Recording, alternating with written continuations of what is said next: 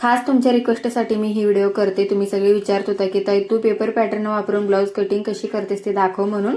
तर हे ना 40 साईजचं कटोरी ब्लाउज आहे। माझ्याकडे बॅक पार्ट नसतो, म्हणजे मी बॅक पार्ट ना असंच म्हणजे मापे टाकूनच कटिंग करून घेते। फक्त माझ्याकडे ना कटोरीचं पार्ट क्रॉस पट्टी आणि बाजूची पट्टी एवढंच मी वापरत असते। बॅकचं प्रत्येक ब्लाउजला ना मापे टाकून मी अशीच कटिंग करून घेते। तर ही सगळी ना मापे टाकून घेतली आणि खूप सोपा आहे, जास्त काय ना उंची, छाती, कमरगेर ही तीनच मापे असतात। तर ही तिन्ही टाकून ना मी बॅक पार्ट तयार करून घेतली। त्यानंतर क्रॉस पट्टीसाठी ना फक्त आपल्याला उंची बघायची आहे, कमरघेरची उंची किती आहे आणि तेवढंच असतं बस। आणि जे पार्ट आहे ना आपलं क्रॉस पट्टीचं ते ठेवायचे आणि कटिंग करून घ्यायचं। त्यानंतर आता बाजूची पट्टी सुद्धा तसंच सेम ठेवायचं आहे, फक्त छातीमध्ये आणि उंचीमध्ये चेंज करायचा असतो। जर उंची जास्त असली तर वाढवायचं आणि कमी असली तर कमी करायचं असतो।